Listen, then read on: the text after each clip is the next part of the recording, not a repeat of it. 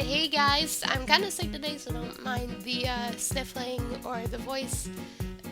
If you're wondering about that, that's why. But anyways, in this video, I'm gonna just candidly go over like my experience for 2026 Artfight. Yeah, okay, so honestly, I know it's been a bit controversial, yeah, this year's been a bit controversial, but I actually had a great year. I know there's like an issue with people not really getting attacks, and I don't know, I can't really relate to that. I got 15 attacks.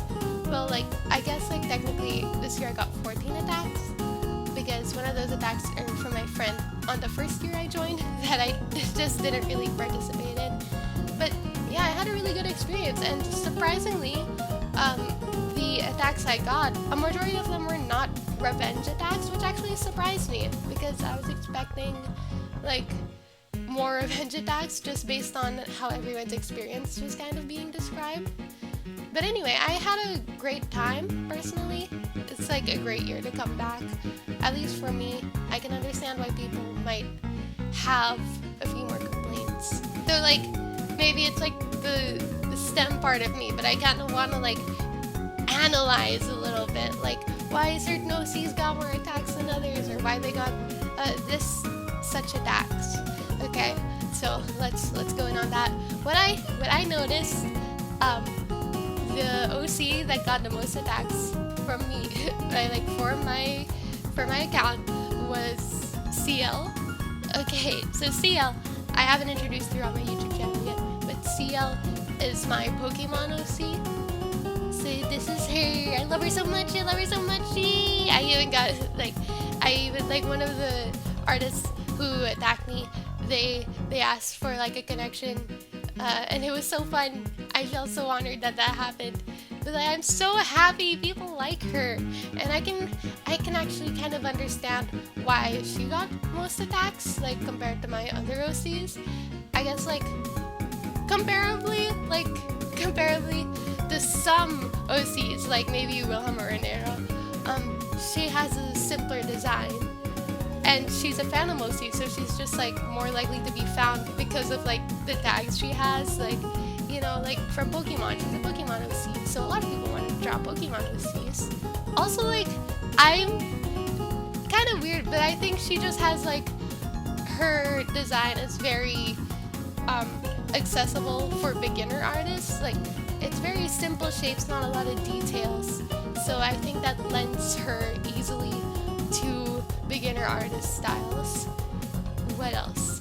I also like her, I think like her hair shape language is the clearest out of all my characters overall. Like, it's not that it's like simple, but you understand everything going on, and it's one block color, so it's like not hard. She doesn't really have any gradients or super tiny details, like, yeah, like my other OCs.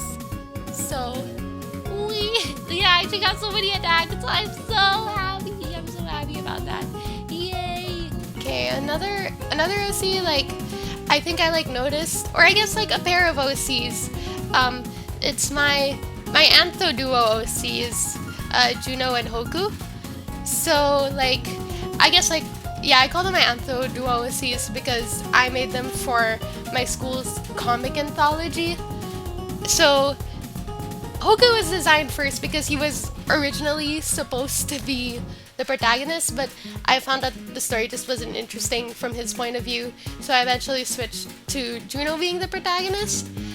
And like, I really had to rush this one. This is a newer character design sheet, and I really had to rush it because when I looked at his character design sheet, like the original one that I used for the comic, it was so, like, the style was so outdated. I didn't really want to put it out there. And like, it wasn't bad, but it was at a time when I was so obsessed with like trying to make a realistic art style, or trying to look more realistic, like because like I was meeting a lot of new artists at the time, and I saw other art styles, so I was like, ooh, I gotta try that. And it just found it like, I was like doing more realism, and it was fine. I think it was a good practice overall, but I found that it just didn't really suit me that well, and I preferred like the anime-ish style overall. Maybe I'd come back to it one day, but I think right now I want to focus on stylizing more, if anything. But anyways, Juno and Hoku didn't get many individual attacks. They mostly got these they mostly got mass attacks, and I love mass attacks. Like, I feel so watery whenever I'm included in a mass attack. Oh my goodness. But I feel like the reason for that is because, like, unlike my fandom OCs, they're like my only original story OCs. So I think that just like makes them, you know, you don't have to worry about blending them in too much, and they're also like modern day OCs, so you don't really have to worry about like lore or fantasy things. So that lends them to a lot of like mass attacks, because they're just kind of more easily applicable to things. Also, just like this attack from Cam Chocola. I'm sorry if I'm not pronouncing it right. This is hilarious. I burst out laughing when I saw this, and this is so in character for Hoku. If you know them, maybe I'll talk about their comic story here one day. But like, there's just a lot of things I want to fix about it, because I didn't really get that much time to work on it, and I had a lot of constraints. But Hoku being the mute one makes a lot of sense considering their character. Okay, so like on the other end, we have like my least attacked OC, Onaira, or Oniro, and I can kind of understand. I think this year was kind of working against him. Like I said, I think what was so easy about my last three OCs was that they were pretty accessible for like beginner artists or mass attack artists, so you could draw them pretty quick, and you could like, they had very understandable designs. But Oniro is like one of my most detailed OCs, because I was really trying to emulate the designs of Fragaria Memories, because they're very detailed designs. They have a lot of accessories and dangling objects, and I really wanted to make him feel like a part of that world, so that's why he's more detailed than I would usually make my characters. But, and like, to add to that, he was made right in the middle of Artfight, so I just wasn't able to promote him and include him in my like Artfight promotions as much as I could the others. I did post his design sheet on TikTok, but I don't think that helped as much as the others, because that was just like a little art showcase rather than me being like, hey, you can attack this guy on Artfight if you're interested. So yeah. Okay, so like the only two OCs I haven't talked about are these two. Okay, but what I guess like going back, what I noticed, Wilhelm, I think he's one of my like, whoa, sorry, long stuff. But like, I think what I noticed, most of the attacks I get from him, I think like 2 out of his 4 attacks were revenge attacks. So I think like what I noticed from that, I usually like attack either their Genshin OC or their fantasy themed OC. So that's probably why they also attacked one of my more fantasy Genshin OC. So yeah, I guess if you want to get attacks, attack people with similar OCs, because you might have the same taste. I think that's all I can say about that. Indigo, I was kind of surprised. Indigo's my, I don't know if I would call her my Sona, because call them my Sona. I actually don't know what gender he goes by, so yeah, I guess Enigma, any pronouns. But I did use them on this sheet, but that's only because I have no idea what gender they are. They haven't told me yet. But I was a bit surprised, because their design is like more complicated than Cielle, Juno, and Hoku's. But like, I think it's a good middle ground, so I thought like they'd get a little more attacks. But like, ooh, okay. I was kind of scared. I feel like most of the attacks I got were like, oh, they don't have attacks, I should draw them. That was like a similar comment from both the attacks they received. But I can kind of get it. I think looking at it now, this is a design that's very VTuber coded, if you get what I mean. Like, what I'm talking about when I say that is like, the bottom half of their design is way simpler than the top half of their design. Like, the top half of their design has all these details and pins, and the bottom half of their design is just like shorts, mismatched socks. It's like cute, but it's not the focus of the design, and it just makes the upper part more crowded and maybe a bit more intimidating to draw. So yeah, I had a pretty good battle ratio. Let's check the statistics. Yeah, okay, 63. I think I was like actively trying to keep my battle ratio above 50% because like not really like, I think I would feel really bad if I was not putting out as much as like I was receiving.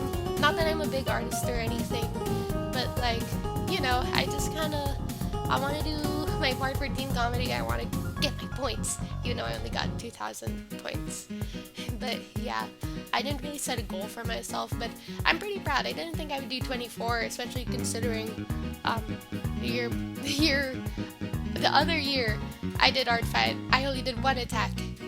So yeah, I guess that goes to show like doing more attacks will likely just get you more attacks in the long run. I'm not sure if that's how it worked for me, but yeah, I'm not sure if that's how it works. But you know, maybe that played a part in pushing my Artfight account into the most recent. But anyway, I had such a good time, and I was kind of using this because I was kind of using Artfight because I wanted to open commissions soon. But I guess like I don't really do illustrations often because I think just because of the nature of TikTok, I have to spend more of my time creating content. So that means more moving pictures, more editing. So I focus more on tweeting and video editing than I do making illustrations. And I use Artfight to kind of practice making just one shot, static shots, just static illustrations, fixing my anatomy, trying different perspectives. And I think that really helped me not be upset that like, oh, those artists are getting more attacks or other stuff like that. Like, oh, I don't really like this attack. I didn't really worry about that. But I think it's because I came into Artfight without the goal of like, I want fan art. I was coming into Artfight with the goal of like, I want to get better at art and I want to practice drawing other people's OCs. So yeah, I think that's what really helped me come out of Artfight with this like positive attitude where it's I loved Artfight. I had such a good time this year. But anyways, like I think like I said in my first video, I think Artfight really let me fall in love with my OCs. It started because like, oh, I just really like having this one OC Wilhelm. And I was like, whoa, I should like do this more. I can actually like my OCs. So like I got invested to actually join Artfight because like, oh, I have OCs now and I want an excuse to draw some more. And it's the end of summer, so I might as well. But yeah, I think Artfight as a whole really made me fall in love with my OCs. Like I have so much OC content I want to make now. And like my OC content normally doesn't do well, but like I don't really care. I actually really enjoy making OC content. Or I just really want to make the content I like, and hopefully I get lucky enough that people would want to come for that. But yeah, I had a great time this Artfight, and I don't know, I hope everyone else had a good time in Artfight this year. And if you didn't, there's always next year. I'm sure the culture would kind of clear out once some of the more toxic people, drop out of the fandom? Is that what you call it? The fandom? The community. I guess that's a better word. So, yeah, thank you guys for watching, and I'll see you in the next video. Bye! It's raining outside. Bye!